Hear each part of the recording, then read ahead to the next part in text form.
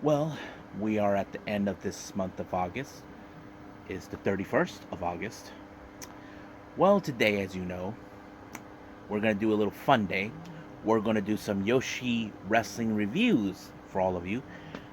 First things first, we're going to do a 2-day event by Pro Wrestling Wave. This one is their 15th anniversary Carnival Wave. I'm so interested in this one because I heard a lot of stories coming from people how this one was going from all day, all this stuff. But and also in day two, from my understanding, that's the day where Hikaru Shida beat Suzuki for the Regina the Wave Championship. So we'll get to that. But also we got day 10 of Stardom's 5-star Grand Prix. Now, in this particular event, as you know, certain things have developed that could maybe question how do we proceed forward all the way toward the start of October. And of course, as you know, it's Wednesday, and we all know what that means. That means once again we got AEW Dynamite. This is their go home show before this Sunday's uh, All Out. I'm kind of excited, but as you know, in this particular day, we're gonna see the Elite take on the United Empire, consistent of the Commonwealth Kingpin and Aussie Open. But the obvious question is, can Will Ospreay beat Kenny? Because if Kenny was right about what he says, well, we'll see. And of course, we cannot forget what's been going on in the world pro wrestling. So we got some news updates that we're going to be sharing with all of you. So let's get ready for another episode of the Leaded Wrestle Zone.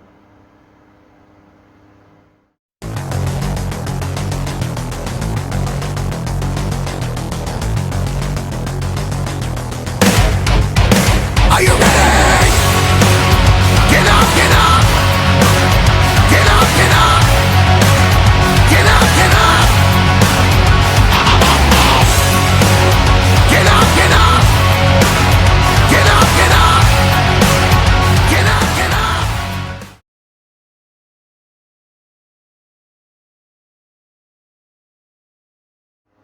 Welcome everybody to the Leaded Wrestle Zone. All things that is pro wrestling with AEW, NXT, New Japan Pro Wrestling, Impact, the National Wrestling Alliance, various promotions, wrestlers, matches, and championships. I am your host, Gerard here. So, let's begin with Pro Wrestling Wave. Now, if you guys are a big fan of the Yoshi wrestling stuff, this is the right place for you to hear all what's been going on, what took place in many of the promotions. Right now, we got Pro Wrestling Waves with a 2-day event, the 15th anniversary Carnival Wave. Now, this is a little chaotic for these 2 days. They have in total of 5 shows. Now, for the 13th of August, which was day number 1, there were 2 shows, an afternoon and an evening show. And as for August 14th, it was a morning, afternoon, and evening. So it's kind of chaotic, but it's okay because we get to talk about what took place on those particular days. And right now we're doing August 13th. Excuse me. First match, we got Miyuki versus Kohaku. Now, I know Miyuki Takase. I've seen her before. She is one half of the tag team champions with Aruka Umasaki down in Diana. It was a pretty straightforward match. I wasn't too much pumped with, but it was alright. But of course, Takase, she seems more of the much fan favorite due to the fact of her reputation, and she picked up a really good win with a nice pinfall. Next match, we have Zuzu Suzuki taking on a cosplay of Nagisa Nosaki. Now, if you guys know this, Nosaki was the previous Regina the Wave champion prior before Suzuki and Hikaru Shida. The only reason she vacated her title was the fact she got injured her knee. Basically, we have a cosplay player playing her, and that is, of course, veteran Sakura Hirota. She has played cosplay characters in the past. She even did one during the Hanukkah Memorial show that we saw this past May. I thought it was very interesting, but however, you cannot deny the ability of Suzuki, who is too much of a badass. You know how her capabilities, but it was her by a German suplex that won the match. However, she had a little unexpected surprise by the former AEW Women's Champion Hikaru Shida. So she became the next challenger to face her for the Regina the Wave title, which is a title that we already mentioned before, but of course, the following day, she'll be facing her. Now, our next match, we have Riko Kawahara versus Coyote Yoneyama. Now, I'm a fan of both these ladies. They're pretty amazing. Kawahara is an amazing dancer when she comes out, does her entrance. But Yoneyama, she is a veteran of the game. Now, you probably would say Yoneyama has some tricks up her sleeve. Of course, she does have always. She wins by using the O'Connor roll. That's how she wins all the time. And of course, that's how she picked up the win for today.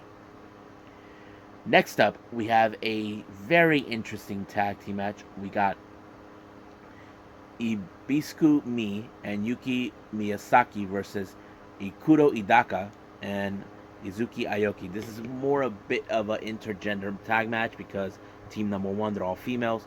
Idaka is, of course, the male of the group. So basically, it's a very different. But it was, of course, Miyazaki who picked up the win onto Aoki and giving them straightforward. But however, this is not end between them. Ibiku's and what's her name? Miyazaki will be facing their opponents for their tag titles, which later on will take place. Now, our next match, which is a main event, we have a tag team match. We got Yako teaming up with Sakura Iroda taking on Risa Sera, and of course, the founder of Pro Wrestling Wave, Yumi Oka. Now, this, as you know, Risa Sera, she doesn't pull out like their usual things as being who she is, but however, she follows what Yumi Oka does. She was wearing the mask, I don't know why, but I kind of figured it was going to end with Yumi Oka picking up the victory onto Yaku, since she's the youngest, while Risa Sera deals with, of course, Hirota. Now, these particular matches we just mentioned right now, that's part of the afternoon show. Now, what took place in the evening show, let's review that. Our first match, we had a three-way match. We had Nanami, Yuna Mizumori, and Kohaku. Now, in this particular match, you probably guess Yuna Mizumori, who is always up to her usual ways. However, I was impressed with Kohaku with a double pinfall on both Mizumori and Nanami. Now, Nanami is a bit of the beginner, rookie type wrestler, but she did pretty good. But however, it was Kohaku who picked up the very good win on this one. Next up, another three-way match. We have this time Aruka Umasaki taking on Miyako Matsumoto and, of course, the creepy Aiger. Now, I don't know what it is because Aiger, she's a very crazy person. But however, Aiger's afraid of Miyako Matsumoto. I'm like, what the hell are you afraid of her for? Maybe because she knows how to deal with her. I don't know. But however, Aruka Umasaki, she's very impressive. I always enjoyed watching her matches. Not to mention recently what we saw her at New Blood 4. But yes, I have to say she picked up a good win by knowing how to maneuver everything. I was like, pretty good. So she picked up the win. Now, this next match, I was well aware about this match taking place, but I didn't get I finally got to see it. This is for the Wave Tag Team titles. We have the challengers. You may know them. Galaxy Punch, consistent of Ikari Shimizu and Saki, also members of Colors and also members of Cosmic Angels. Now, for those who've been watching Stardom, this is one of the titles you guys have been seeing with Saki. The other title she has is the one from Pure J. So, it was a pretty good match. Now, the reason this match was set was because Saki won some sort of award for third place, and she requested for this particular match since she won. And it was pretty good that she picked a tag match because I know she likes teaming with Ikari a lot. So together they're really good. But however, in this amazing match, it was Hikari who picked up the win onto Ibiku's Mi, giving them becoming the brand new tag team champions. Now, our main event we have, of course, is Miyuki Takase, Sakura Hirota, and this invisible guy named Alfred Necklenberg. I don't know who he is. He's kind of like their version of the Invisible Man that we've seen on GCW. Uh, I thought it was pretty funny, but of course, it was Aruka Hirota who picked up the win by pinning Miyuki Takase. So because she has other plans with this invisible with Alfred. I don't know what it is, but it looks like that she has the tag team titles on her site. So we don't know when that match will take place. But right now, let's focus on what's going to take place the following day, which is the Pro Wrestling Wave 15th Anniversary Carnival Wave Day 2 on August 14th. So let's do that right now.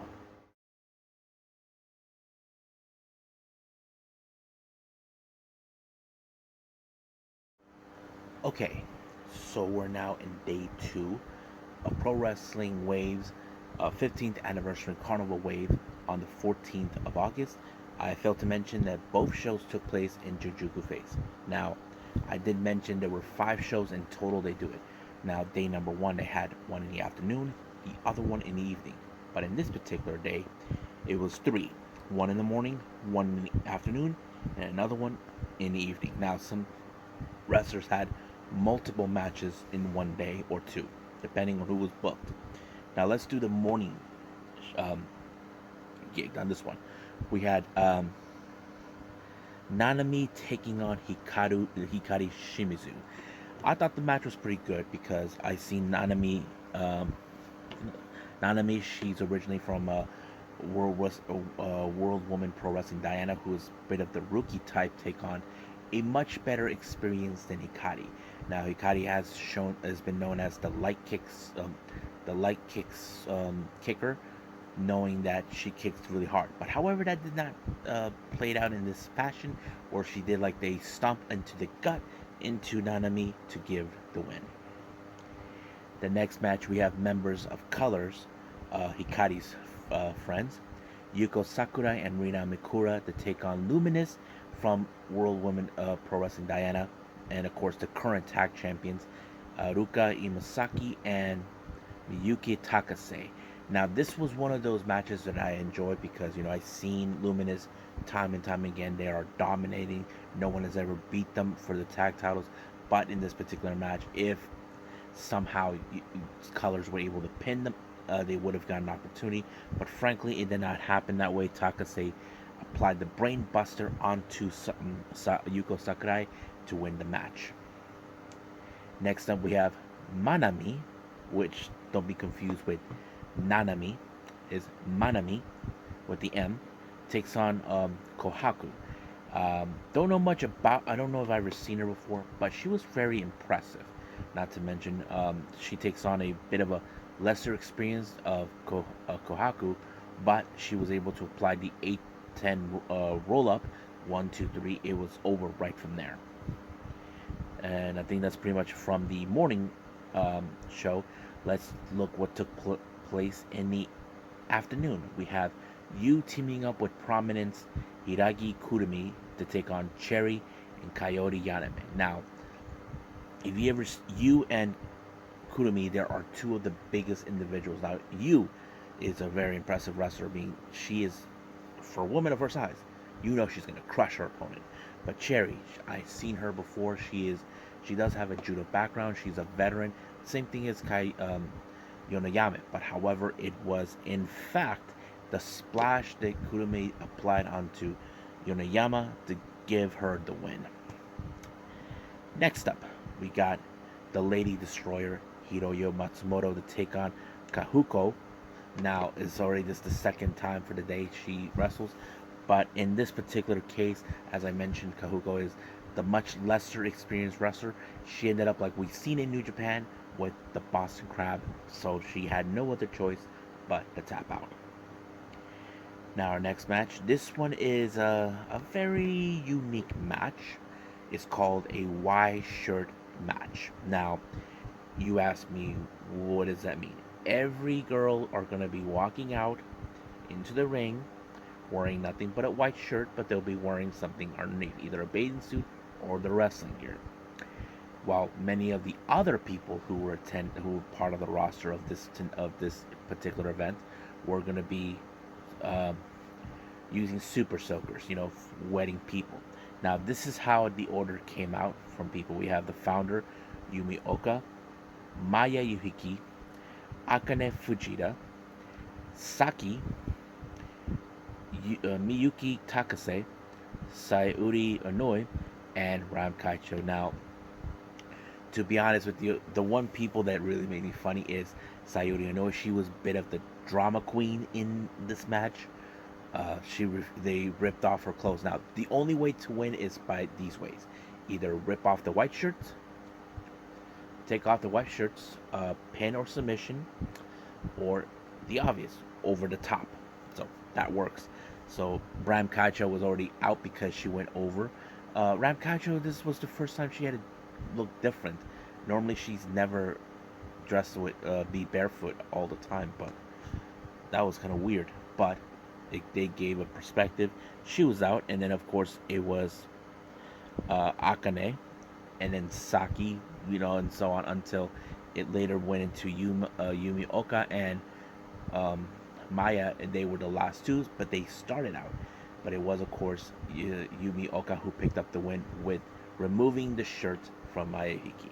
I thought this match was very interesting, but very unique. Well, that kind of went out ended pretty well, but however, Sayuri was being a drama queen because she thought that she could have won this match, but no, it did not.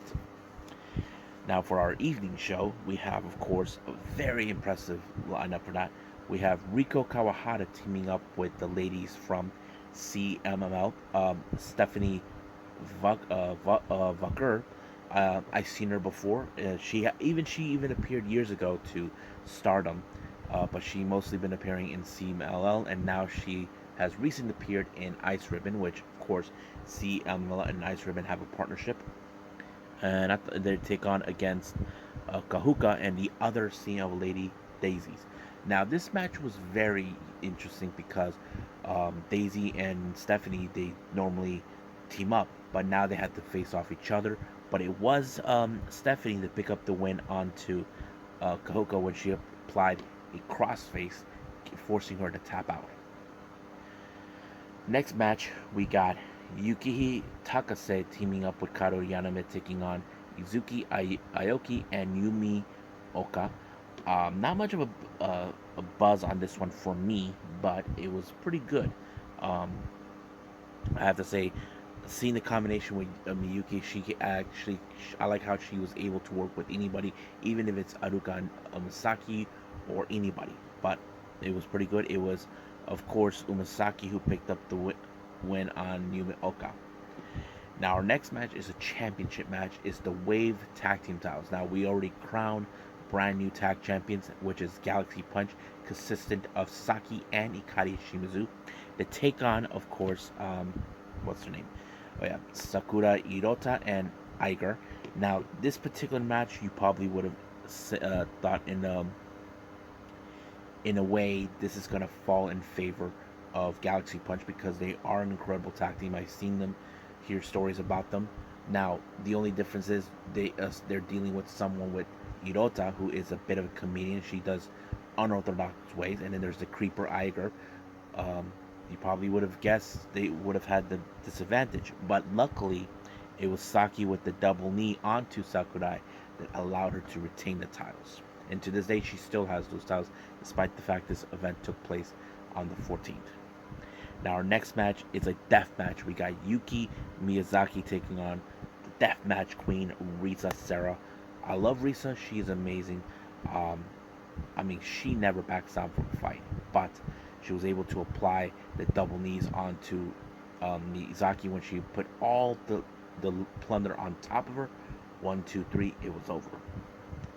Now our next match is the Regina the Wave title between Hikaru Shida and Suzuki. This was a damn good match. I loved it. Now, if you guys never seen this match, you can go on YouTube, find it, click, find it on the Pro Wrestling Wave YouTube. It's right there. You guys cannot miss it. So I thought it was good, but it was, of course, a double combination between the katana kick onto the knee strike on Suzuki to lose the match to Hikari and become the new Regina of the Wave title. Now, keep in mind, I did mention this before. Hikari did defended that title already with her former mentor, Emi Sakura. I don't know if she'll be able to, if there's any other way. Because the thing is, this is a good thing for people who are big fans of the Yoshi. Even if you're fans of AEW, you guys never heard of this promotion, you guys would enjoy it. I've seen many of their events. They're pretty good. I like it, even though they're not big as Stardom or Tokyo Pro, but they're good. I like their shows very much. So I think that's pretty much it right now. So let's move on with Stardom.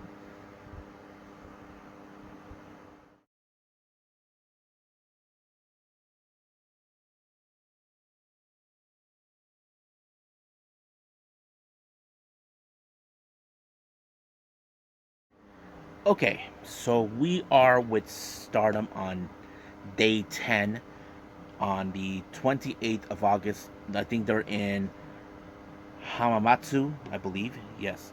So yes, they're in Hamamatsu. It opened up with just a regular match. We have Oda Tai, consistent of Fukigen Death, Rina and Ruka taking on Queen's Quest, Hina and Lady C.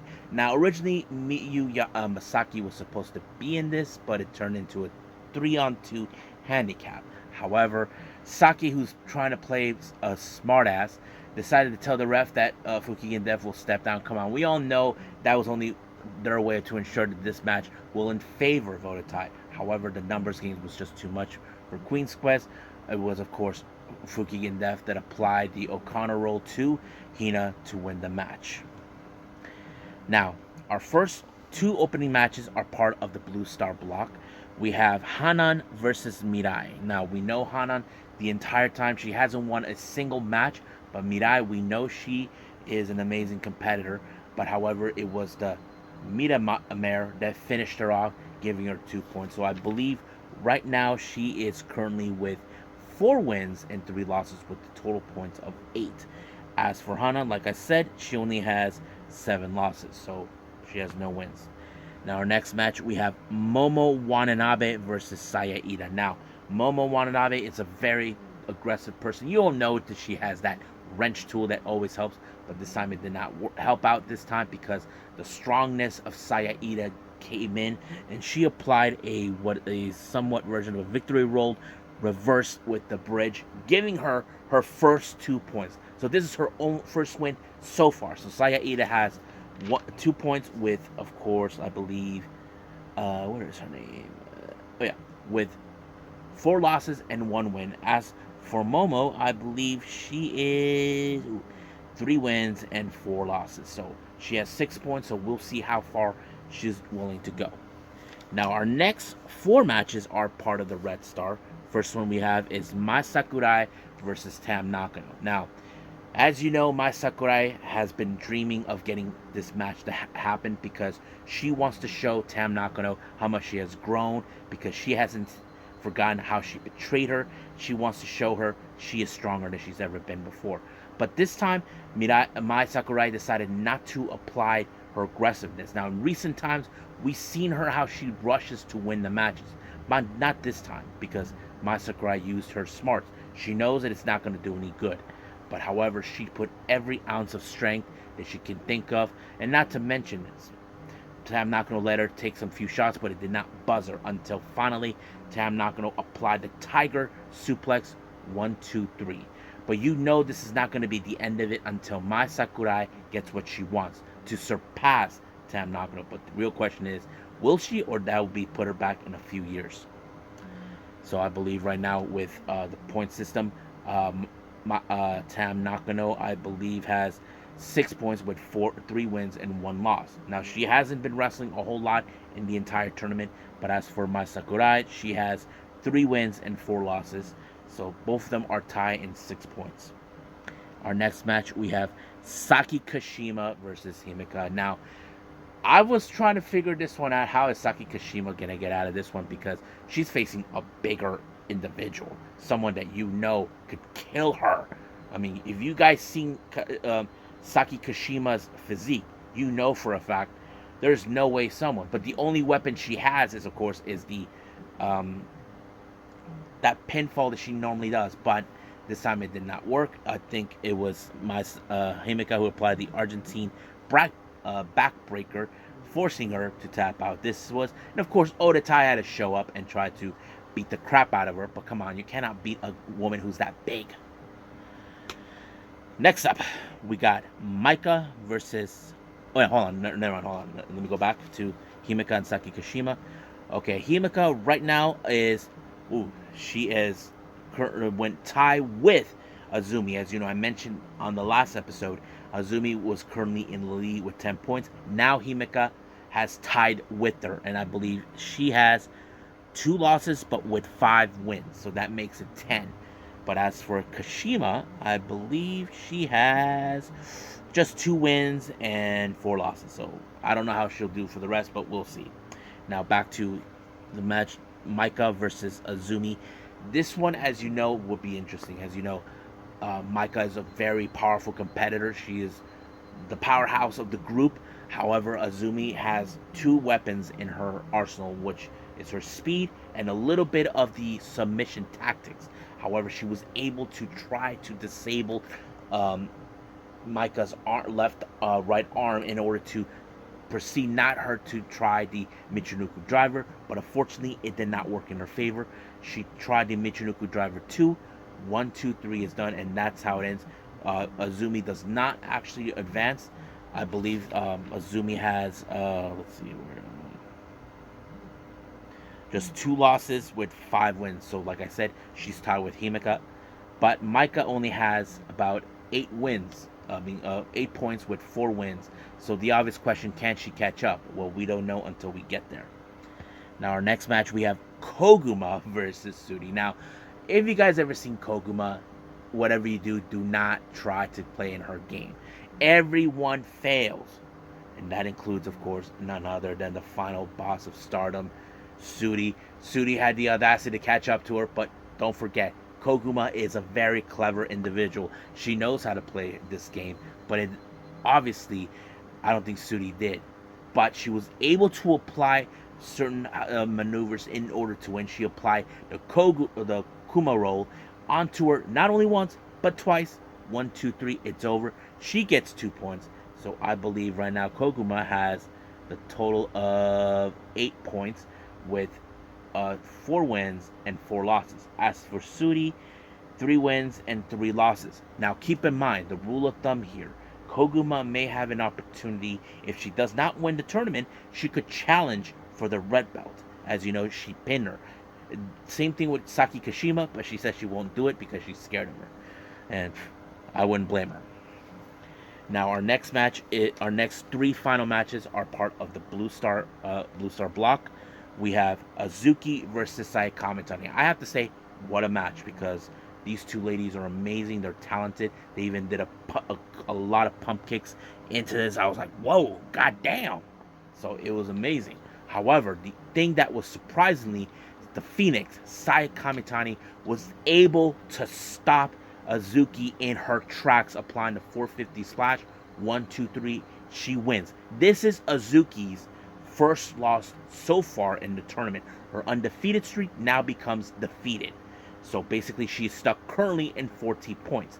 So basically, she only has like let's see, just 1 loss and 1, 2, 3. Hold on. 1, 2, 3, 4, 5, 6, 8 wins. So that means she's good for now. But anything could change from here on out. As for Sayaka Mitani, I believe she has 6 points with 3 wins and 2 losses. But however, the obvious question does now remain with Azuki. How she'll bounce back this coming weekend. Her next opponent will be on the 4th of September against Ami Sourei of God's Eye. As you know, she already faced Ami Sourei in tag team action, but now she's going to be facing her in singles competition. If she wins, she'd still be in the lead so far. But keep in mind, I did mention Julia is on a revenge path. Hopefully, she could catch up to win this 5-star Grand Prix, but we'll see. However, speaking of Julia, this match I know for many from my experience that I've seen so far, this is what DDM fan base have been expecting. Natsupoi versus Julia. Now I know many fans haven't forgotten what Natsupoi did to Julia, super kicking her in the face in the middle of the match during the Midsummer Champions. So this is like a long time coming. Now, however, what I did like about this match, Natsupoi was well aware what she has done. But did she run? No. She stood her ground, stared right in her face. Now keep in mind, the only reason she betrayed Julia is because Julia did not give her the expectation she wanted.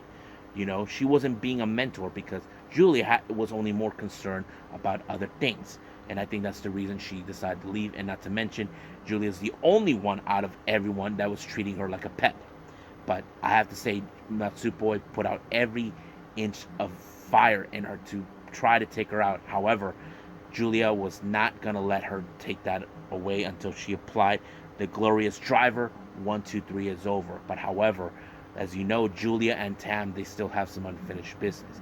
I believe Julia blames Tam for Natsupoi's betrayal, despite the fact Natsupoi did not know this. I mean, Tam did not expect this from Boy. But however, it looks more like we're seeing this feud between DDM and, of course, Cosmic Angels maybe rekindling once again. But right now, we're still in the middle of the 5-star Grand Prix.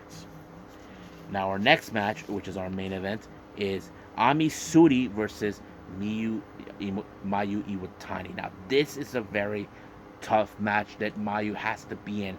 I don't know if she's ever faced a competitor like Ami Suri. Ami Suri is one of the most powerful competitors, also a powerhouse, just like Micah. But, however, somehow she was able to overcome this beatdown from her with the A10 roll-up and win the match. And I believe in this point, Ami Suri has, let's see what she has.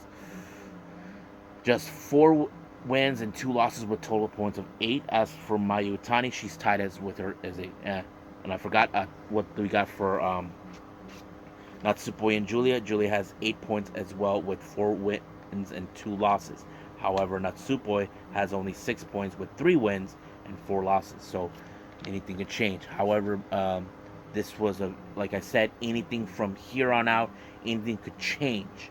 Now, as I mentioned, Azuki, she only has 1 loss, but can she bounce back against her opponent? Her next match will not be on the 3rd of September. It will be on the 4th. But I also said this before, Julia is now on a revenge path to make up for what happened last year where she was pulled out of the 5-star during an injury. So we'll see if she can catch up, because right now, currently in the lead is Azuki.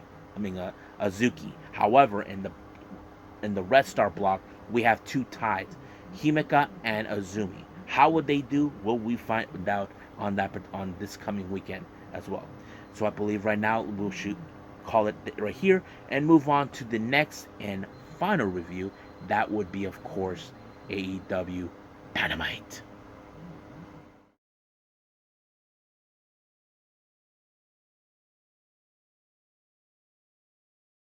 Okay, AEW Dynamite is the go-home show before this Sunday's All Out.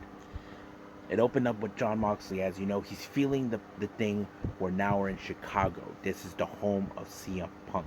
Now, I know he would have expected a whole lot, but basically he's not afraid to step foot in anybody's territory. It's the same thing that CM Punk did with MJF when he stepped foot in Long Island.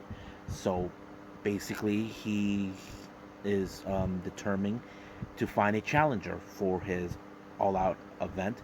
As you know, he left a contract in the middle of the ring. However, Ace Steel, who is familiarized with if you guys are familiarized with him, he is in fact from Ring of Honor, a close friend of CM Punk, just picked up the contract. So the clock thickens in that moment. But of course, later on, we did see CM Punk gave his emotional, because the one thing that was made clear that I think JR really made perfect clear, was he 100%? Looks more like he wasn't 100%. So he had to do surgery once again. But this time, he seems like he was about to maybe quit or something, because he felt that he let down. But of course, there's nothing wrong with getting someone to kick you in the ass encourage you to get back on the horse and get back up and try again. And I think that's what Punk needed. And of course, he signed the contract. And as for Punk, it looks more like as for Moxley, we all know he's not going to back down Frank, but he is looking forward to it in All Out. Now, our next match, we have Bryan Danielson versus Jake Hager. Now, before this match, Jericho talked about things, and Daniel Garcia said that he is still with the Jericho Appreciation Society. But the match itself with Bryan Danielson and Jake Hager put him down, beat him up like a twig as much as possible, until finally it was, of course, Bryan Danielson that picked up the win onto Hager. But however, those sleazeballs, Menard and Parker, showed up and tried to attack. I was hoping Hook was going to show up to teach these punks a lesson, but no. The members of the Blackpool Combat Club, Claudio and Yuta, showed up to give a helping hand. Jericho tried to take out Bryan Danielson before their match in All Out. However, once again, Daniel Garcia is conflicted. So this is kind of like, oh man, we might see this change in every way possible.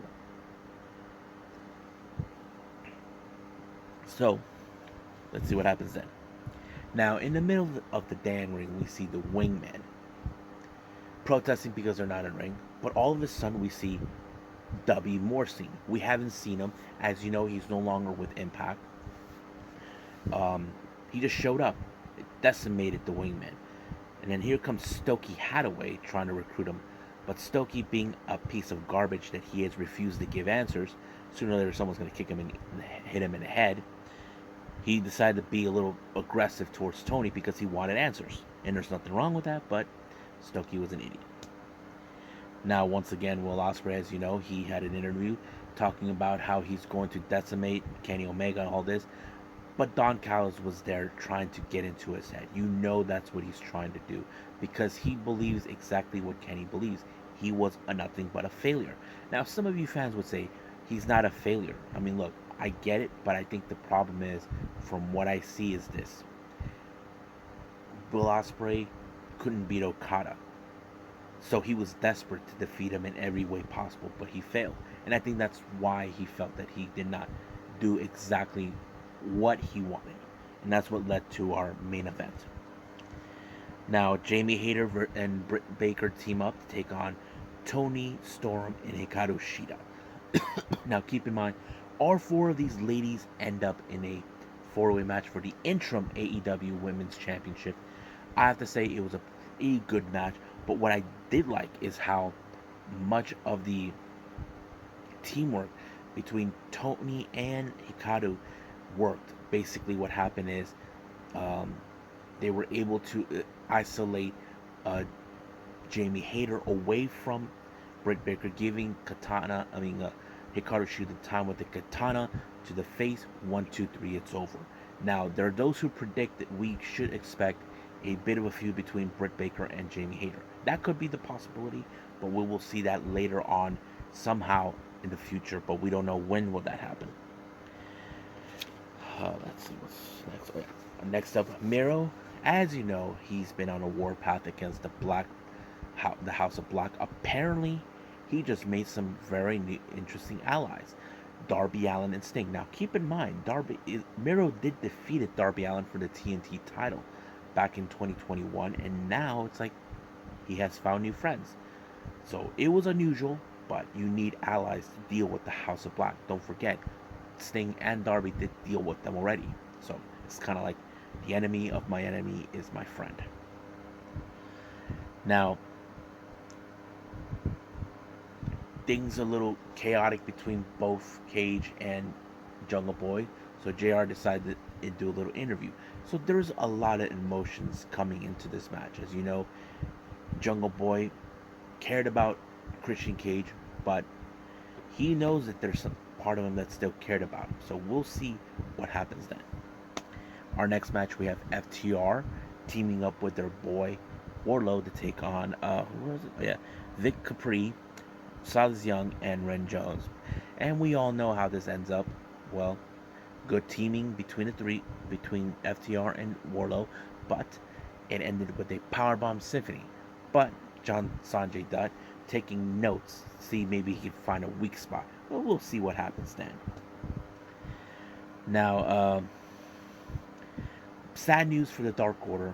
Ten was injured, so Uno was going to step in to take his place in order to have this, but apparently Andrade shows up once again, tried to act like he thinks that he knows people. Look what happened with the Lucha Brothers, but Uno wasn't having it, but Andrade took out Uno. However, Silver and Reynolds didn't know what to do, so they realized they might have to do this on 2-on-3 situation. However, Hangman Adam Page step up, so we're gonna see Reynolds and Silver team up with Hangman to take on the Best Friends and Orange Cassidy. This is gonna be a very interesting match. Now, next match, what an amazing match we had is Dante Martin versus Roosh versus Ray Phoenix versus Wheeler Yuta. What a great match. I love the high flyers between Dante and Ray Phoenix. But however, Wheeler Yuta, who is in the Casino Battle Royal ladder match taking place along with these guys as well, he was very impressive. He was able to apply the seatbelt onto Dante Martin in order to win the match. So, great moment. Now, our main event is the AEW World Trios Championship Tournament in the semi. I think this is the quarterfinals, I believe. So anyway, this is one of those matches where we see the Elite versus United Empire. Once again, Will Ospreay tried to play smart, but the thing is, Kenny is already a step ahead of Will Ospreay, and I think that's what shows us. But however, he tried to copy Kenny Omega, thinking this will be the right way to win. And like Okada said on his post-match comments against him, he was desperate, and that's the problem. Basically, the desperation between both with Ospreay means that he's trying to believe that he's still the best in the world, even though I think that he still hasn't been the best in the world if he can't beat Okada. But what if it's Omega? That's the thing. But there were some great combinations that were worked out that I like. A lot of good spots. But when you thought it was over, things were turning for the best for the Elite, because it was Fletcher who ended up with the one-winged angel. So 1, 2, 3, the Elite advances. So we will see who will be their opponents. Will it be Dark Order and Hangman Page, or will it be Best Friends and Orange Cassidy? But however, in exclusive content that they posted out, Kenny and the rest of the Elite will put out a promo, but they were viciously attacked, because this is what Will Ospreay is. He's a bit of a sore loser. He tries to prove he's better than everyone. He thinks that they should rule the world the way it is. But of course, Kenny will not forget it. So we'll see what happens down the road. But the real question is Kenny going to be okay? Because we saw the taped up, because they exploited that throughout the entire match. So we'll see from there. So we'll see everybody on All Out. But right now, let's do some news updates.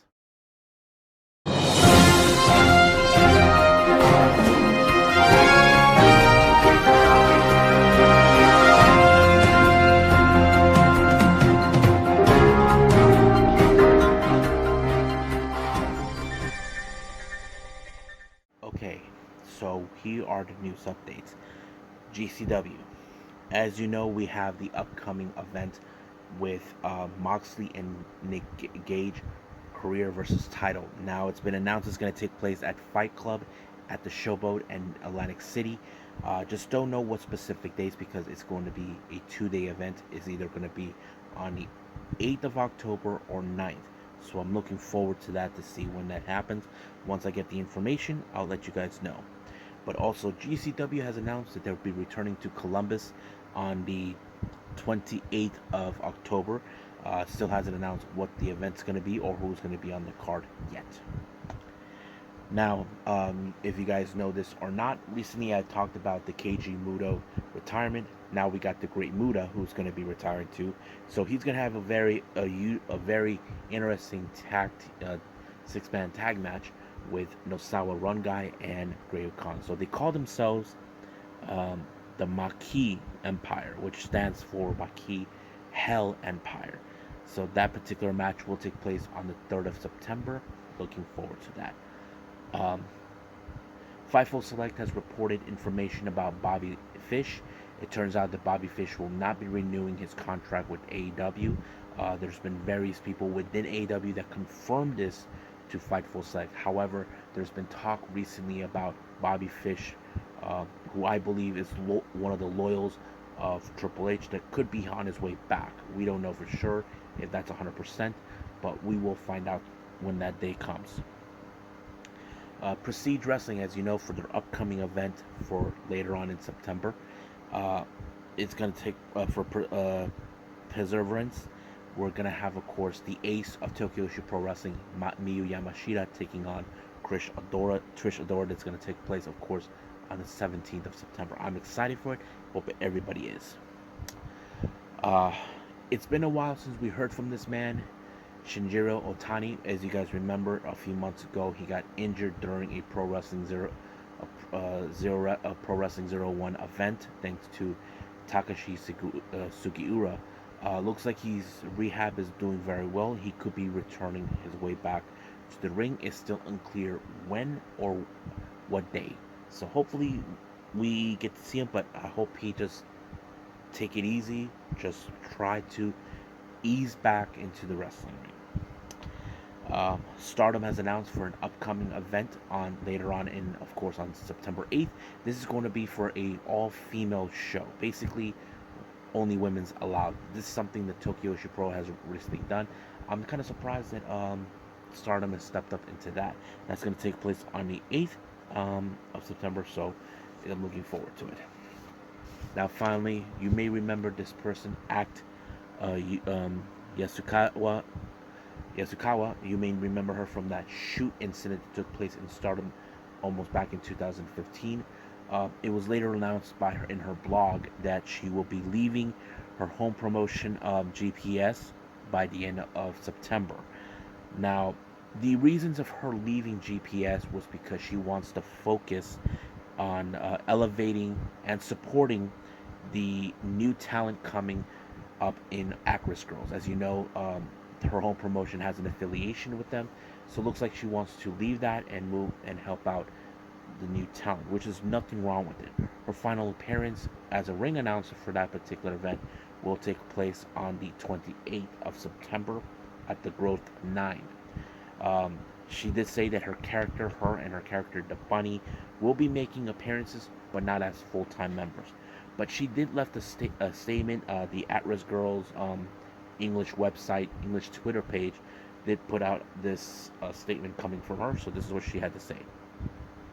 I want to lead At-Risk Girls, raise them, assist Fukasan, and prepare a stage where everyone can shine even more. The appearance of the juniors who are working hard is really sparkling, and had to be honest, my help is insignificant. Fukasan told me that she would like us to lead the juniors without being stingy. So basically, she is looking to help build up At-Risk Girls. As you know, last year At-Risk Girls had to change its direction. They wanted to abandon the ways of pro wrestling and just focus on theater. This is what led to wrestlers to leave the promotion, like Momokoko, Colors were amongst them, and a few others. Momotani also left because of that. That's the reason it happened. So it would make sense why she wants to leave and help elevate the younger girls in At-Risk Girls for this promotion. So I'm very happy to hear that she's doing well for herself. Probably some of you asked if she has been wrestling.